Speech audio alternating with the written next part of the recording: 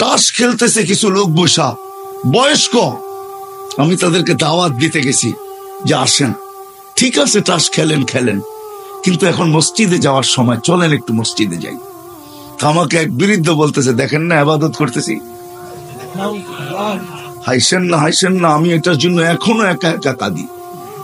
কারণ আমি যদি না ডাকতাম ওর ইমান হারা হইতো না। আমি আল্লাহর কাছে কি জবাব দিব আমি জানি না। আমি এখনো একা একা কাঁদি। আমি গেলাম তো গেলাম কেন, এই কথা বললাম তো বললাম কেন? ওর মুখ দিয়ে তো শয়তান বাহির করছে যে দেখেন না ইবাদত করতেছি। হায় হায় হায় হায়।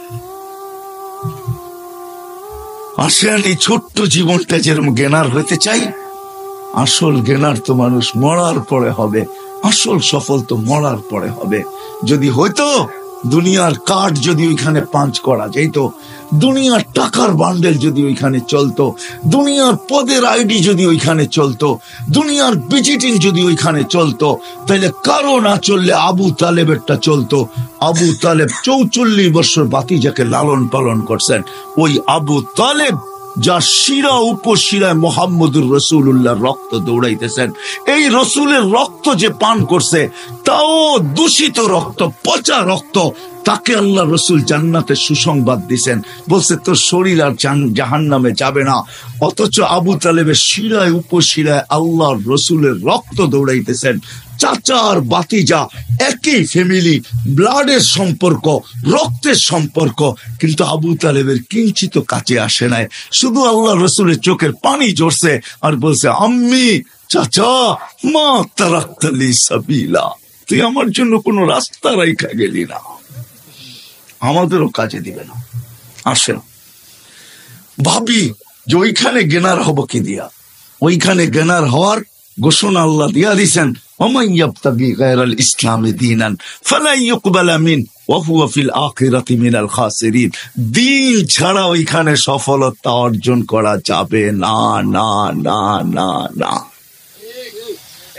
আপনার দুনিয়াতে যত বড় পরিচয় হোক আর পরিচিতি হোক, দুনিয়ার যত বড় বংশই হোক না কেন, যত বড় পদের মালিকই হই না কেন, একক সারা দুনিয়ায় একক ব্যক্তিত্বের মালিক হই না কেন, তাতে কিছু আসে যায় না।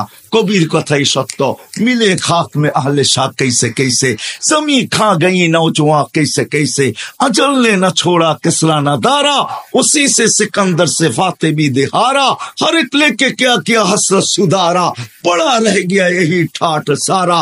এটাই সত্য, ইশাখার রাজধানী আছে, ইশাখা নাই। আপনিও থাকবেন না, আমিও থাকবো না, চলে যাবো ওই আখেরাতে, চলে যাবো ওই আখেরাতে। জ্ঞানার হইতে হবে ওইখানে।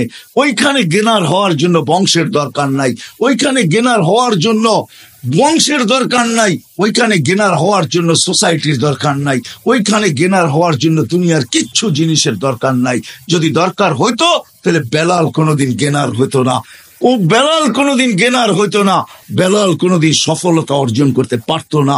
হায় হায়, রাবেয়া বসরি কোনোদিন সফলতা অর্জন করতে পারতো না। ফেরাউনের বাড়ির কাজের দাসী, কৃত দাসী কোনোদিন সফলতা অর্জন করতে পারতো না। হায় হায়, দুনিয়ার ওই মানুষগুলোর কাহিনী যাদের ইতিহাসের পাতায় এখনো লেখা আছে, বেশিরভাগ দরিদ্র মানুষগুলা, গরিব মানুষগুলা, যাদের দুনিয়াতে কিচ্ছু ছিল না, ওরা কোনোদিন জ্ঞানার হতে পারতো না, আর ওদের ইতিহাসের পাতায় ওদের নাম লেখাও হতো না। শুধু আমরা চাই, আবারও পিছিয়ে চলে যেতেছি, আমরা সবাই চাই যে আমি জ্ঞানার হব, আমি সফল হব, কিন্তু এই ছোট্ট জীবনটাই চাই না। না না, এই মজলিস থেকে ওয়াদা করি, এই দুনিয়ায় না আমরা সফলতা চাবো চিরদিনের।